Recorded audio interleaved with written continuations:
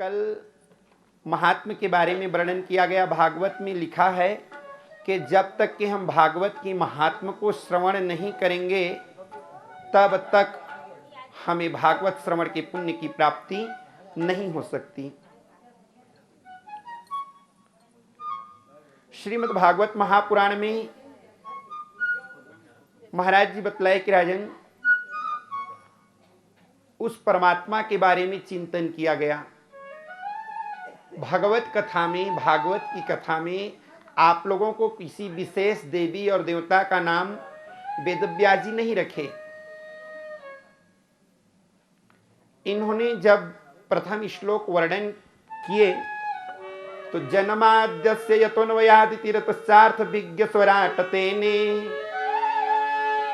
ब्रह्म हृदयादि कवे मुह्यन्ति यत् सूरयः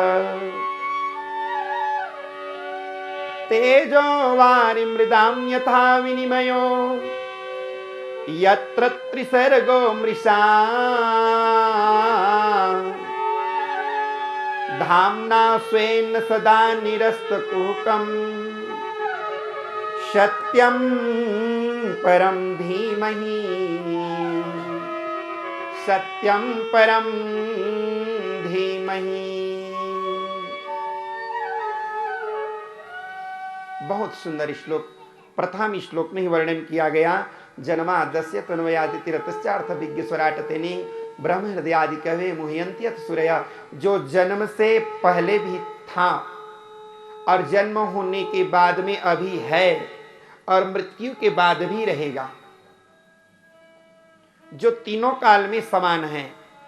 ब्रह्म आदि कवे मुह्यन्ति यत् सूरयः तेजो वारि मृदाम, यानी सूर्य को, तेज, वारी यानी पानी को, मृदा यानी मिट्टी को, जो हवा, पानी, तेज, प्रकाश सबको बनाने वाला, यत्र त्रिसर्गो मृषा शाम धामना स्वेन सदा निरस्तकुहकं सत्यम परम धीमहि। वो कौन है? वो कौन परमात्मा है? जो पहले भी था, वर्तमान में है और भूत में भी, भविष्य में भी रहेगा। वो कौन है? तो कहा गया सत्यम परम धीमहि। किसी देवी देवता का नाम उल्लेख नहीं कहा गया। शिवम परम धीमहि नहीं कहा गया, रामम परम धीमहि नहीं कहा गया, गॉड के बारे में धीमहि नहीं लिखा गया, ना किसी अन्य देवी, कोई देवी देवताओं के। इसमें केवल लिखा गया सत्यम परम धीमहि। अर्थात जिसकी आवश्यकता, चाहे वो मुसलमान हो, सिख हो, ईसाई हो, हिंदू हो, कोई भी हो, जो सबके लिए पूरा बराबर है, उसी परमात्मा का नाम, यानी भागवत कहती है कि कोई विशेष वैष्णवों के लिए या कोई गणपतियों के लिए या शैवों के लिए नहीं। भागवत की कथा सभी वर्ण, सभी वर्ग और पूरे जन जन के लिए है, केवल जन जन के लिए नहीं। भागवत की कथा तो सर्वे भवन्तु सुखिनः सर्वे सन्तु निरामया सर्वे भद्राणि पश्यन्तु मा कश्चित् दुःखभाग् भवेत् मा कश्चित् दुःखभाग् भवेत्। भागवत की कथा संसार के सृष्टि में जितने भी प्राणी हैं, प्राणी क्या, सबको पवित्र करने वाली है भागवत की कथा। भागवत की कथा इस संसार सागर से तारने वाली एक निसेनी कहा गया।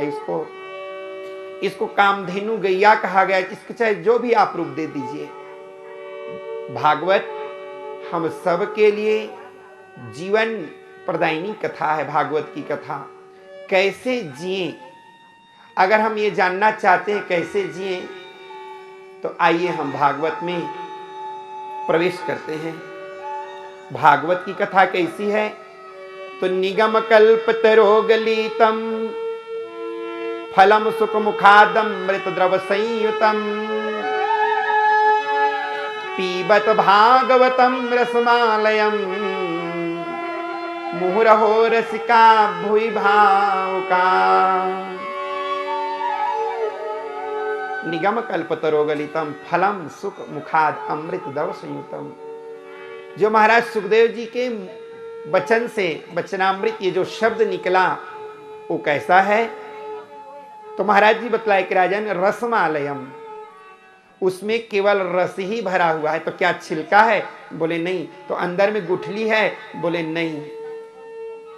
केवल और केवल मुहर और रसिका भूई भाव का वो साक्षात रस भरा हुआ है। ऐसी श्रीमद् भागवत की कथा। सूत जी महाराज ऋषियों की बात को सुनकर के उन्होंने एक बहुत सुंदर वाणी के द्वारा प्रणाम करते हुए, कौन सी देवी देवता का प्रणाम किया गया? तो जिस स्थान पर आप बैठे हैं ना, इस स्थान के देवता का नाम, मुख्य देवता का नाम है नारायणम नमस्कृत्य नरम चैव नरोत्तमम देवीं सरस्वतीं व्यासं ततो जय मुदीरयेत्, ततो जय मुदीरयेत्। नारायणम नमस्कृत्यम, सर्वप्रथम उन्होंने नारायण को नमस्कार किया। नारायण दीन दयाल रे, भज राधे गोविंदा। नारायण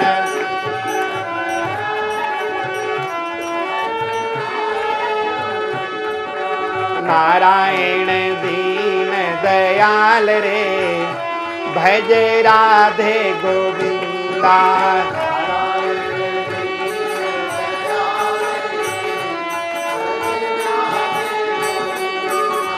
राधे गोविंदा भज राधे गोविंदा।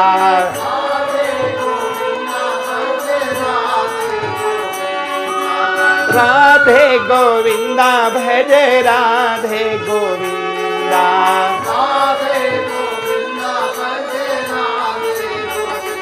हे नारायण नारायण नारायण दीन दयाल रे, भज राधे गोविंदा।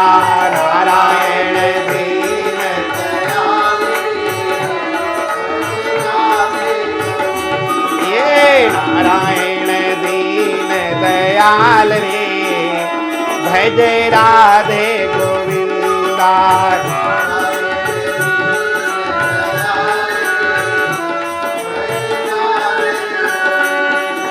नारायण दीन दयाल रे, भज राधे गोविंदा।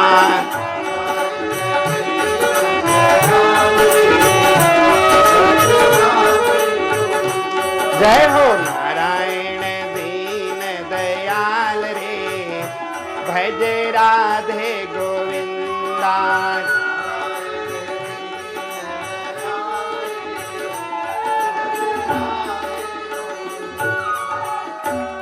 बोले सच्चिदानंद भगवान के।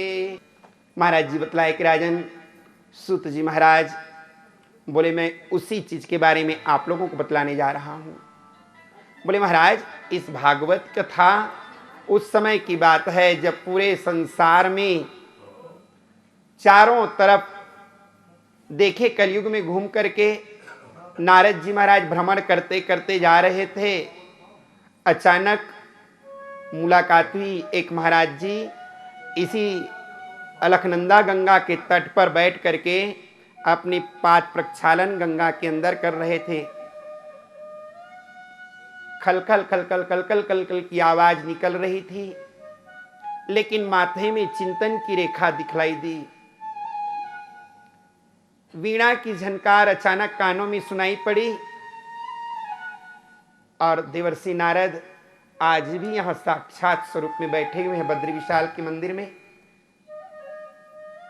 महाराज जी बतलाए कि राजन नारद जी महाराज रोज आते हैं, अभी भी आते हैं पूजा करने के लिए रोज।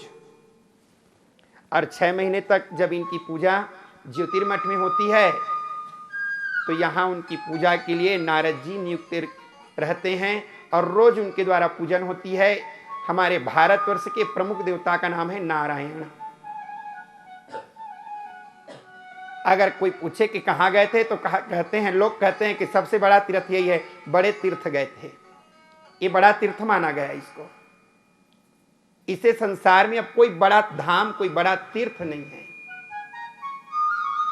यहाँ के देवता का नाम नारायण और यहाँ के पुजारी का नाम है नारद। और यहीं से एक सम्यक प्रास नाम का, जिसका आजकल वर्तमान नाम माना हो चुका है, देखे होंगे, 3 किलोमीटर है, वहीं पर वेदव्यास जी की गुफा बनी हुई है। महाराज जी बतलाए कि राजन, जब उस सम्यक प्रास स्थान में बैठ करके चिंतन कर रहे थे, माथे पर चिंतन की रेखा दिखलाई दी। महाराज नारद जी दूर से देख करके समझ गए कि महाराज आप तो साक्षात भगवत स्वरूप हैं। वेदव्यास जी ना भगवान के ही अवतार माना गया। 21 तनु धरी व्यास नारायण, सोई राचेऊ पुराण परायण। जिन्होंने वेद का विभाग किया, वेद का व्यास किया, इसीलिए भाग करने के कारण उनका नाम पड़ा वेद व्यास, विभाजित करने के कारण। लेकिन जब तक जीवन में कोई मार्ग प्रशस्त करने वाला न मिले, तब तक ये मन भटकते रहता है। वेदव्यास जी मालूम, सब चीज उनको मालूम था। हनुमान जी के अंदर में ताकत शक्ति थी कि वो जाकर के लंकापुरी में जाकर सीता जी को ला सकते हैं। लेकिन आज उस अथाह ताकत को धरने के बावजूद भी उनको यह मालूम नहीं था। उनको याद करवाना पड़ा जामवान जी को जाकर के, महाराज का चुप साध रहे हो बलवाना, क्यों आप चुपचाप बैठे हैं महाराज? क्या मैं जा सकता हूं? बोले तुम जा, एक बार नहीं 10 बार जा सकते हो। तो उसी समय सुनते ही भय पर्वताकार याद दिलाया गया। नारद जी आए और नारद जी आकर के इनको भी याद दिलाया, महाराज आपकी उत्पत्ति ही इसीलिए हुई है कि आप वेद का विभाग कर दीजिए। जब तक कि इसको आप छोटे छोटे रूप में कारण कि महाराज जैसे जैसे कलयुग बढ़ते जाएगा वैसे वैसे लोगों की बुद्धि भी मोटी होती जाएगी। वेद केवल सूत्र वर्णन किया गया है वेद में, उसके बाद में श्रुति और स्मृति का निर्माण किया गया, वह भी अब पल्ले नहीं पड़ता। तो फिर उसके बाद में पुराण की रचना कर दी गई और उसको कथा के रूप में प्रणीत कर दिया गया, ताकि सामान्य बुद्धि वर्ग के लिए ये भी सब लोगों की समझ में आ जाए। महाराज आप इस काम को क्यों नहीं करते? नारद जी ने जब ऐसे मार्ग प्रशस्त कराए तो क्या महाराज उस कार्य को मुझको करना है? बोले हाँ महाराज, मैं इसी बात को भूल चुका था। बोले भूलिए मत महाराज, आषाढ़ महीना मुश्किल से कोई जगत बीच आया,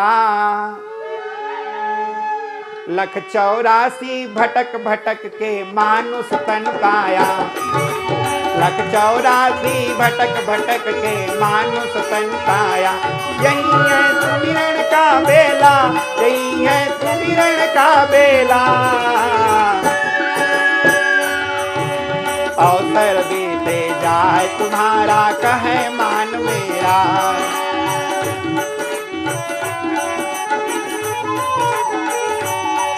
एक रघुबर का साचा नाम, एक प्रभुवर का साचा नाम, एक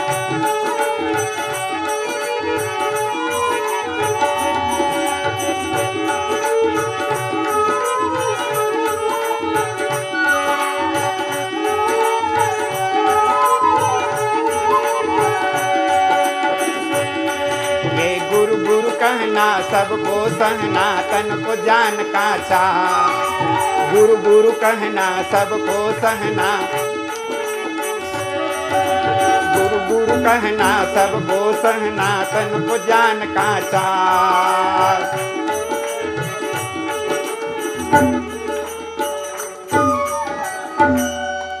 और इस प्रकार से महाराज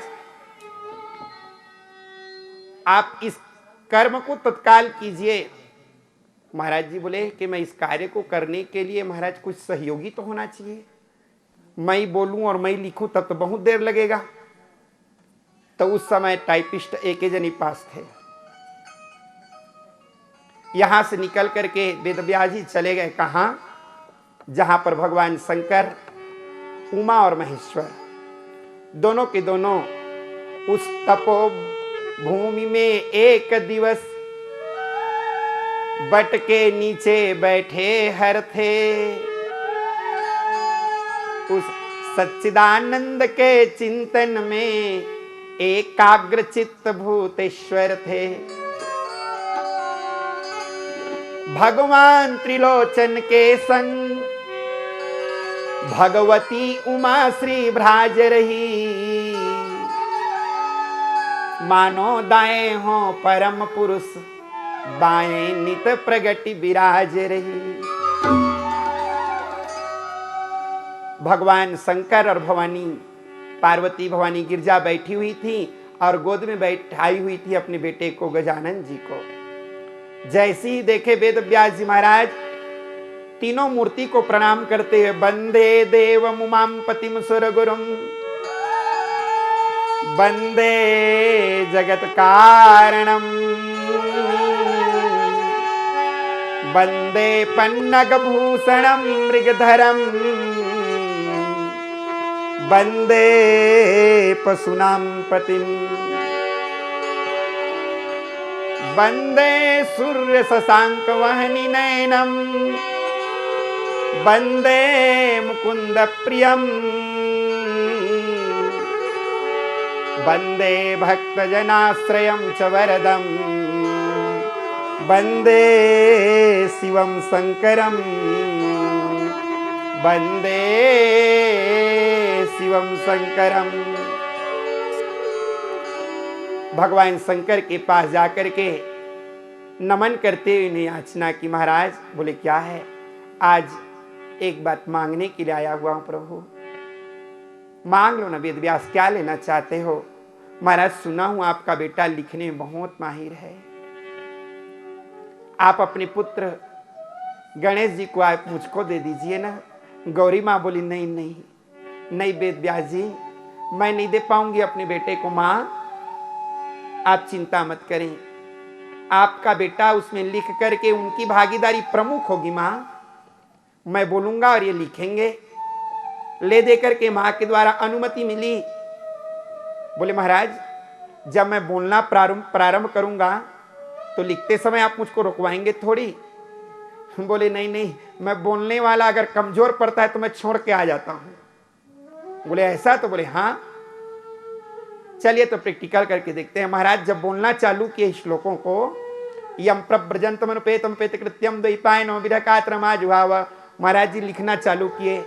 जैसे ही बोले तो देखे तो सब छप गया था। बोले ऐसे ही लिखोगे? बोले ऐसे ही बोलोगे? बोले हाँ। तो बोले हाँ। महाराज सोचना मत, रुकना मत? बोले बिल्कुल। और ये बोलना प्रारंभ किए और खटखट लिखना चालू किए। कभी कभी वेद व्यास जी बोलते बोलते थक जाते और सोचने लगते कुछ तो विश्राम कर लूं। तो इसी श्रीमद् भागवत में 300 अक्षर के एक एक ठो श्लोक बना हुआ है। इसलिए श्रीमद् भागवत कथा, जो श्रीमद् भागवत महापुराण है, विद्यावताम भागवते परीक्षा, विद्वानों की परीक्षा श्रीमद् भागवत में होती है। ये साधारण नहीं है श्रीमद् भागवत की कथा। श्रीमद् भागवत कठोर बड़ी, कछ बूझी पर नहीं अर्थ की रीति, बूझे बिना नहीं काम सरे, बिन काम सरे उपजय नहीं प्रीति। भागवत की कथा जब तक हम उस कथा को हृदयंगम नहीं करेंगे, प्रेम और भाव से श्रवण नहीं करेंगे, कथा जल्दी समझ में आने वाली नहीं। क्योंकि भागवत की कथा बड़ी कठिन है। कहत कठिन, समुझत कठिन, साधत कठिन विवेक, होई गुणाक्षर न्याय जो, तो प्रत्युय अनेक। सर्वप्रथम उन्होंने श्री गणेशाय नमः लिखा और जब प्रारंभ किए बोलना, महाराज जी बतलाए कि राजन भागवत में जब ये लिखना प्रारंभ किए ठीक उसी समय की बात है। भागवत है क्या?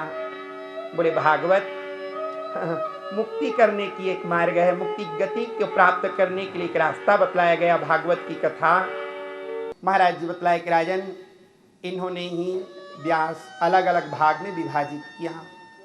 महाराज जी लिखना प्रारंभ के भागवत, देवी भागवत में भी एक कथा आती है कि नर और नारायण दोनों के दोनों बैठ कर के यहीं तपस्या कर रहे थे बद्रिकाश क्षेत्र में।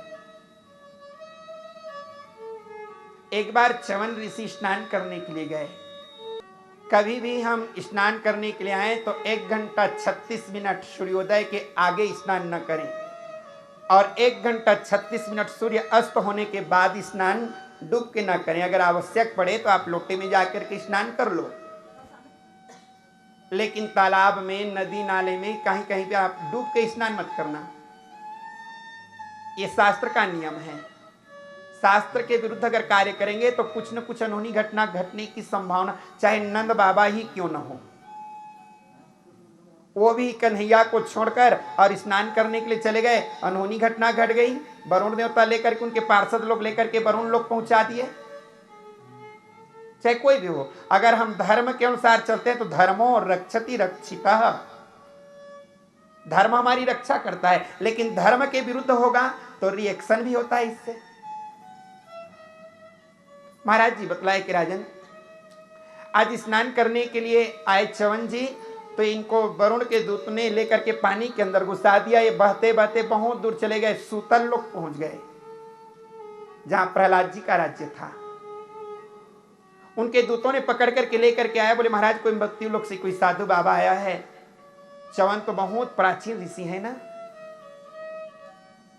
ऋषि को देख करके प्रहलाद उनको ला करके अपनी सिंहासन में बैठाए, पाद प्रक्षालन किए। प्रहलाद को मालूम है कि भारत के ऋषि सामान्य नहीं होते। पूछा महाराज आप कौन? बोले मैं च्यवन। अरे च्यवन ऋषि आप? बोले हाँ।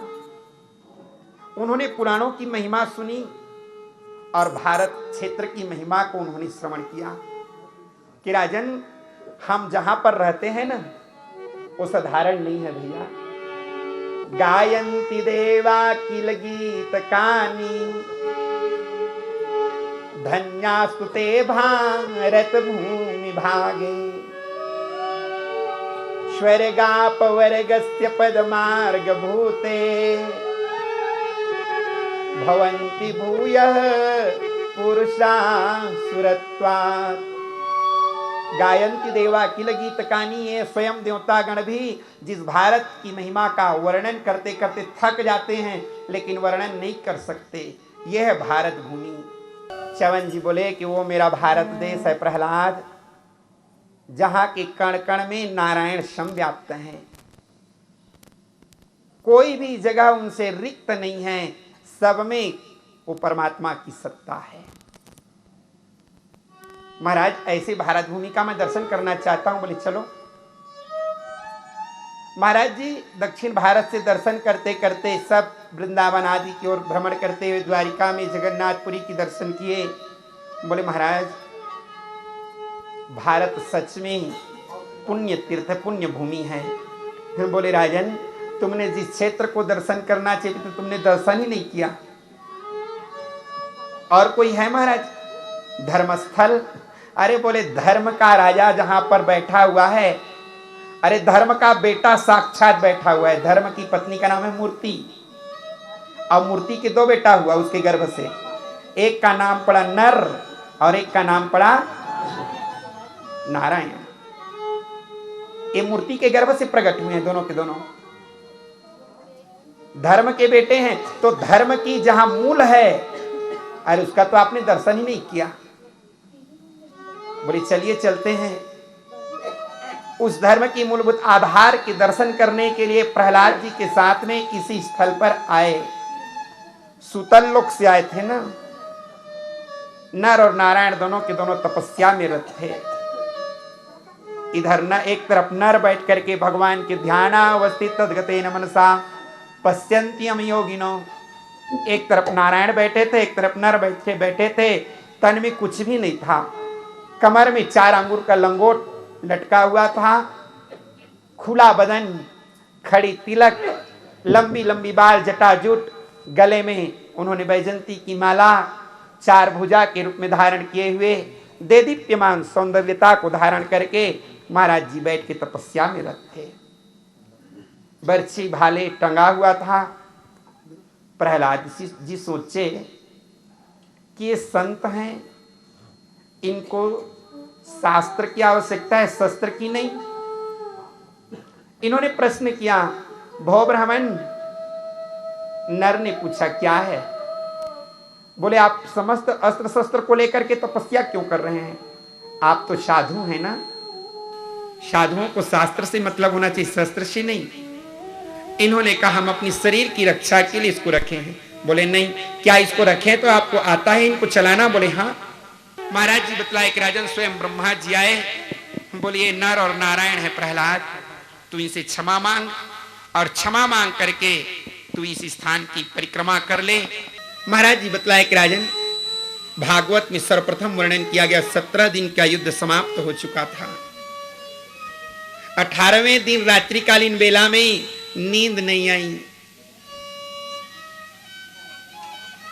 और उस समय मां बोली थी कि बेटा, मैं अपने नेत्र को बंद करके रखी हुई हूं और तुम उस समय आना जब पूरा सारा जगत सो जाए। मेरे पास आना, मैं अपनी आंखों की स्टोपा को निकाल करके, वस्त्र को निकाल करके, मैं जैसे तुम्हारे शरीर के दृष्टिपात करूंगी तुम्हारा शरीर वज्र बन जाएगा। महाराज जी बतलाए कि राजन, गांधारी सोच रही थी कि मैं बेटे को अपना अजर अमर कर दूंगी। जैसे ही वो आ रहा था, दुर्योधन पैर के तलवे की आहट सुनाई पड़ी। 2 जने उस दिन नहीं सोए थे। एक तो इधर दुर्योधन नहीं सोया था और इधर भगवान कृष्ण नहीं सोए थे। पैर की आहट को सुनते ही साथ केशव ने पूछा, तुमको सी, तुम कौन हो? इन्होंने कहा, तुमको क्या करना है? बोले, हत्र दुर्योधन, निर्वस्त्र होकर के तुम जा रहे हो अपनी मां के पास, धिक्कार है तुमको। कौन हो तुम? बोले, मैं कोई भी रहूं। दुर्योधन को गुस्सा आया और केले के पत्ते को कद से काटकर अपनी कमर में लपेट लिया। बोले, जानो तुझको कौन रोक रहा है? जैसी मां कपड़ा हटा करके दृष्टिपात किया, संपूर्ण शरीर तो वज्र का हुआ लेकिन कमर कच्चा का कच्चा रह गया। महाराज जी बतलाए कि राजन, जब इस प्रकार से इनका संपूर्ण शरीर वज्र लेकिन कमर कच्चा था, उसी समय की बात है जब इस महायुद्ध में भगवान कृष्ण ने इशारा किया, दुर्योधन, कहीं और नहीं, अपने हाथ उठा के जंघा में जैसे पटके। बोले, हाँ। बोले, हाँ। उठा करके दुर्योधन रटार से प्रहार किया और उसी समय दुर्योधन का जंघा टूट पड़ा। दाऊ जी आए, क्या कर दिया दुर्योधन? उठाए अपने गदा को, बोले, तुझे मार डालूंगा, छोड़ूंगा नहीं। केशव ने कहा, भैया जो टूट गया है जुड़ नहीं सकता। दाऊ जी समझ गए इसकी सहमति है शायद। भगवान श्री कृष्ण आकर के बोले कि चलो धर्मराज, इधर धर्मराज को लेकर के आए। धर्मराज महाराज सोच रहे थे, पूरा मेरा जितने भी भाई बंधु थे सब मारा गया, अब कोई नहीं रहे। केशव ने कहा, चिंतन को चिंता छोड़ और इस राजपाट को संभाल। इधर दुर्योधन पड़े पड़े कराह रहा था। जिस दुर्योधन के पास एक गमछा गिर जाए तो 10 दासियां दौड़ जाती थी, एक बार ताली बजाने से 10 वहां दासियां लेके पानी दौड़ करके आ जाती थी, आज उसी दुर्योधन के सामने सम्रांगण में पड़ा हुआ दुर्योधन एक बूंद मुंह में पानी डालने वाला भी नहीं है। समय है भैया, पता नहीं आदमी को कभी गर्व नहीं करना चाहिए। ए समय के फेर हावेर में, ए समय के फेर हावेर में, ए समय के फेर हावेर में, ए समय के फेर हावेर में, ए समय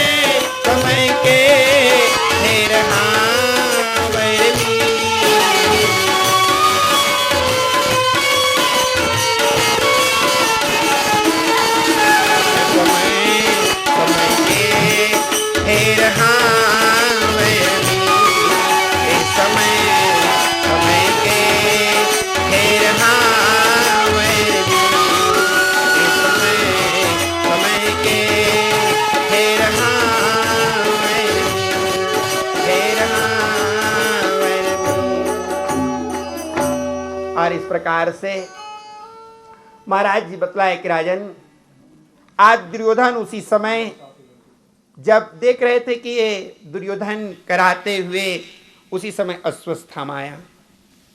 कैसे? दुर्योधन बोले पता नहीं मैं कौन सा कैसा क्या हुआ, जंघा तोड़ दिया गया। बोले चिंता मत करो। बोले कैसे? बोले तुम अपनी राज्य की कुछ कीमत, बोले केवल 5 भाई पांडवों का सिर ला करके दे दो बस। बोले बस मैं तुम्हारे नाम पर ये अपना राजपाट सौंप दूंगा। अश्वस्थामा मौका की तलाश करने लगे। ज्ञानी तो था लेकिन बुद्धिमान नहीं था। महाराज जी बतलाए कि राजन, ज्ञान के मार्ग से उन्होंने यहां तक के पहुंचा, बाबा शंकर को प्रसन्न करके वो आकर के बिना सोचे समझे पूरे 5 भाई पांडवों के बच्चे को काट दिया, लेकर के दे दिया लो दुर्योधन। दुर्योधन जब मसल के देखा तो बोले नहीं नहीं, ये भीम का सिर नहीं हो सकता। देखे तो मुझ का रेख नहीं निकला था। इसी उहापोह में दुर्योधन अपने शरीर प्राण का त्याग कर दिए। सुबह के समय पूजन के लिए गए थे, अर्जुन आदि को साथ में लेकर के 5 भाई पांडव। द्रौपदी देखी अपने बच्चे को, कटा हुआ सिर, तड़पने लगी, चिल्ला चिल्ला करके रोने लगी। उसी समय की बात है, वो करुण क्रंदन की आवाज द्रौपदी के कानों में घुसी और उस आवाज को सुन करके अर्जुन ने कहा ये केवल और केवल द्रौपदी की आवाज है। केशव दौड़ते हुए सब के सब आकर के देखे, आज मां छाती को पीट पीट के रो रही थी। जिस मां के सामने में 5 बेटे का लाश पड़ा रहे, उस मां कैसे जिंदा रहेगी?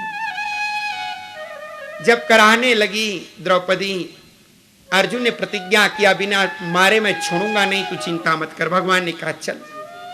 अश्वस्थामा देख के भगा। भगवान बोले यही है, ले आओ इसको। पकड़ के लेकर के आए। द्रौपदी ने देख करके कहा नहीं नहीं, एक गुरु महाराज का बेटा, इसको छोड़ दो अर्जुन। अर्जुन ने कहा मैं तो प्रतिज्ञा किया हुआ हूं ना, मार डालूंगा करके, इसे छोड़ूंगा नहीं। द्रौपदी ने कहा मत मारना, जब मैं रोती हूं तो धरातल कांपने लग जाती है। और मेरी गुरु माता कृपी जब रोएगी हाय पुत्र अश्वस्थामा, तो धरातल रसातल में चला जाएगा। एक बार छोड़ दो। भगवान ने कहा वाह वाह, तू साक्षात दया की मूर्ति है द्रौपदी। दया धर्म का मूल है, पाप मूल अभिमान। तुलसी दया न छाड़िए, जब लगी घट में प्राण। अर्जुन ने पूछा फिर मैं क्या करूं? भगवान कृष्ण ने कहा ये जन्म से ब्राह्मण है, मारो मत, ये पापी है, छोड़ो मत। छोड़ो भी मत और मारो भी मत, समझ नहीं पा रहा हूं केशव। बोले एक काम करो, मारो ऐसे मारना लेकिन ये जिंदा भी रहे और मर जाए। बोले ऐसा कोई मरता है प्रभु? बोले हाँ, रामायण में 14 व्यक्ति ऐसे हैं जो जिंदा तो रहते हैं लेकिन मृत्यु तुल्य वो जिंदा रहते हैं। उनके जिंदा रहने से भी वो मृत्यु के बराबर हो रहते हैं वो। बोले ऐसा कौन है? बोले महाराज जी बतलाए कि राजन, कौल काम बस कृपिन विमूढ़ा, अति दरिद्र यजसी अति बूढ़ा। शदा रोग बस संतत क्रोधी, विष्णु विमुख श्रुति संत विरोधी। तन पोषक निंदक यज्ञ खानी, जीवत सवसम 14 प्राणी। ये 14 प्रकार के जो प्राणी हैं ना, ये जिंदा तो रहते हैं, जीवत 100 सम, 100 के समान रहते हैं लोग। इनको 100 मान लेना चाहिए। कौन कौन व्यक्ति को? कौल काम बस कृपिन विमूढ़ा, अति दरिद्र, अजसी, अति बूढ़ा। रात दिन खटिया में पचने वाला जिंदा तो है लेकिन वो भी 100 के बराबर है किस काम की। ये 14 व्यक्ति जिंदा है तो भी इनको मुर्दा की तरह समझो। गोस्वामी जी एक जगह और लिखे, जो भगवान के भजन करने के समय जो ताली नहीं बजाता और भगवान का भजन नहीं करता, उसको गोस्वामी जी ने उनको मुर्दा कहा। जिन हरि भजन हृदय नहीं आनी, तो जीवत सब समान ते प्राणी। इसलिए कभी भी अगर भगवत भजन हो तो जरूर अपनी ताली के साथ सहयोग करते हुए भजन के साथ में भगवान के कीर्तन में सहयोग जरूर किया करें। महाराज जी बतलाए कि राजन, और आज इस प्रकार से भगवान श्री कृष्ण बोले इसको मार के करोगे क्या, ये तो स्वयं मर चुका है। इसके माथे में जो लगी हुई मणि है उसको निकाल दे, श्री हत कर दे, ये मुर्दा की तरह बन जाएगा अपने आप। लेकर के उसके माथे के मणि को निकाल दिया गया और उसको वपनम द्रवणम दानम मुंडित करके बेइज्जती करके भेज दिया गया। लेकिन शास्त्र का कहना है कि कृते वैरेन अविश्वस्तव्यम, जिसके साथ एक बार बैर हो जाए कभी उसका विश्वास मत करो। ये छोड़ दिए और यही अश्वस्थामा मौका पा करके पांचों भाई पांडवों की तरफ अग्निबाण छोड़ दिए। पांचों भाई पांडव देख करके बोले बचाओ कन्हैया। भगवान बोले अर्जुन, तुमको तो बाण चलाना भी आता है और बाण बुलाना भी आता है। अश्वस्थामा को चलाना भर आता है, बुलाना नहीं आता। और अर्जुन को बाण चलाना भी आता है और बाण बुलाना भी आता। तुमको दोनों मंत्र मालूम है। यह अतकुचरा ज्ञान वाला है और अतकुचरा ज्ञान वाला बड़ा खतरनाक होता है जी। ये छोड़ तो दिया, थामने की ताकत शक्ति नहीं है। अगर गाड़ी चलाना भर आता हो, ब्रेक मारना ना आता हो, एक्सीडेंट की संभावना हो जाएगी। इसलिए पूरी उनकी जानकारी रख लो।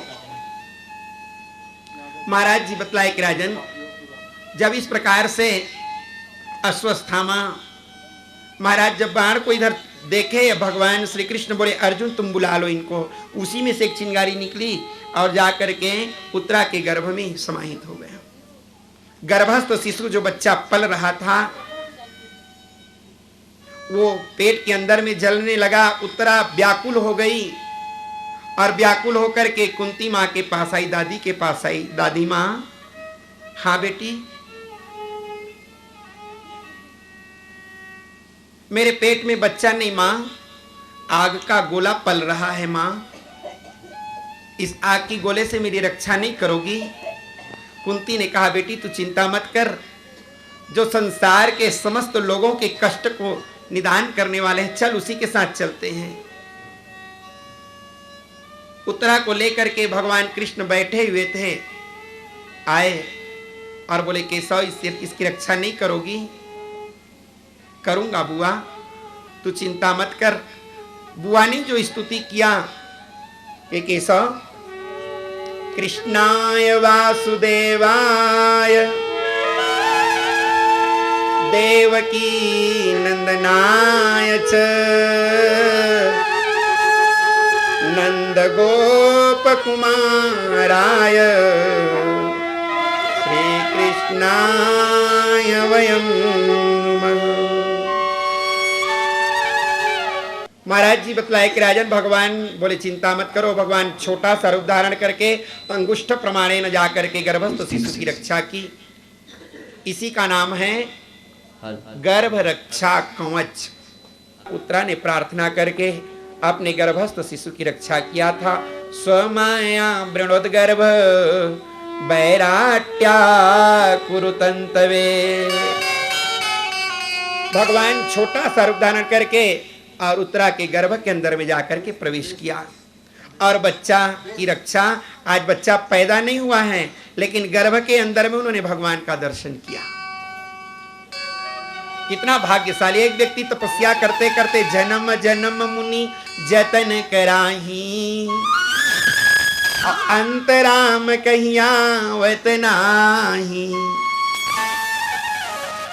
अरे पैदा हुआ नहीं है, कुछ कर्म नहीं किया, लेकिन तो भी आज भगवान का दर्शन किया।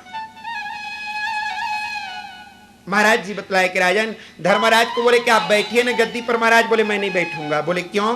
बोले जब तक के मुझको गुरु की दिशा निर्देश नहीं होगी तब तक के मैं नहीं बैठूंगा। पहले राजा को जबरदस्ती बैठाते थे तुम गद्दी पर बैठो, अब आजकल तो एक गद्दी के लिए सैकड़ों लोग अपना फार्म जमा कर दिए रहते हैं, उसमें भी होड़ मची रहती है। पहले जबरदस्ती बैठाया जाता, पहले लायक बनना पड़ते थे। पहले के राजा लोग अपने आप में सोचते थे महाराज मैं लायक नहीं हूं इसलिए मैं गद्दी पर नहीं बैठूंगा, लेकिन आजकल तो नालायक लोग भी बैठ करके सत्यानाश कर डालते हैं। आज धर्मराज ने कहा जब तक कि मुझको गुरु की प्राप्ति नहीं होगी, राजनीति की शिक्षा दीक्षा जब तक कि मैं प्राप्त नहीं करूंगा केशव, तब तक इस गद्दी पर मैं नहीं बैठूंगा। भगवान कृष्ण सोचने लगे अब कहां लेकर के जाऊं, किसके पास जाऊं? 54 दिन हो चुका था। भगवान कृष्ण समझ गए कि अब उन दर्शन की भी उनकी इच्छा है। चलो लेकर के जाता हूं। पांचों भाई पांडवों को साथ में लेकर, द्रौपदी को साथ में लेकर भगवान श्री कृष्ण प्रस्थान कर दिए। बाणे बाण के द्वारा पूरा संपूर्ण शरीर छिद्रित हो चुका था। महाराज जी बतलाए कि राजन, और ठीक उसी समय की बात है, भगवान जैसे ही पहुंचे, पितामह प्रणाम। पितामह ने भगवान को देख करके दोनों हाथ को जोड़ करके प्रणाम किया। बोले वाह वाह केशव, मैं इस स्वरूप का दर्शन करने के लिए तरस रहा था केशव। आज 54 दिन हो चुका है, मैं इस स्वरूप का दर्शन कब पाऊंगा? सूर्य भी अब उत्तरायण दिशा की ओर आ चुका है कन्हैया। छोटी सी कांटा चुभती है तब कितना दर्द होता है। आप उस बाबा के बारे में ध्यान लगाइए जो पूरा संपूर्ण शरीर बाण से छिद्रित है, और वो बाबा भगवान के दर्शन के लिए अपने प्राण को रोक के रखे हैं। इच्छा मृत्यु का वरदान है ना, जब चाहेंगे तब उनकी मृत्यु होगी। बाबा केवल दर्शन के लिए रखे हुए थे। भगवान बोले बाबा मेरे किस स्वरूप का दर्शन करना चाहते हैं आप? मेरा एक रूप नहीं है बाबा, कई रूप है। कई रूपों को तो देख करके अरे ब्रह्मा भी मोहित हो जाते हैं। एक बार मैया यशोदा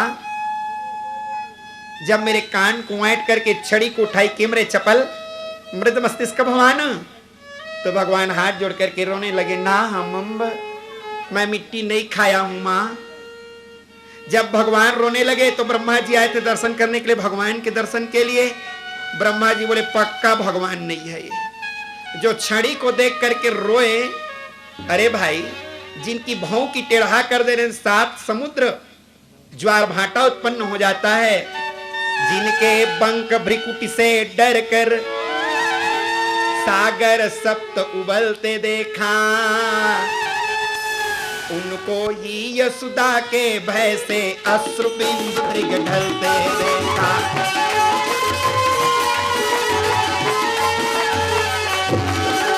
उनको ही यशोदा के भय से अश्रुबिंदु मृग ढलते देखा।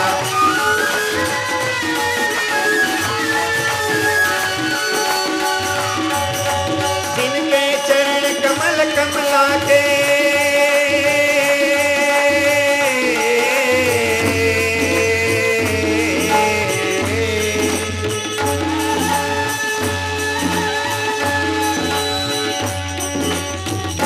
चरण कमल कमला के करतल से निकलते देखा।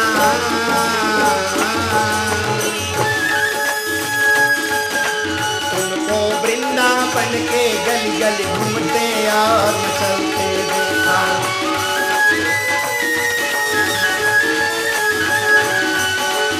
उनको वृंदावन के गली गली घूमते और चलते देखा।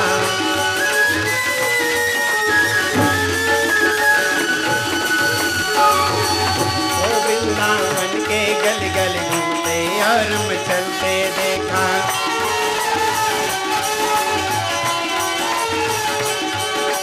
उनको वृंदावन के गली गली घूमते और चलते देखा।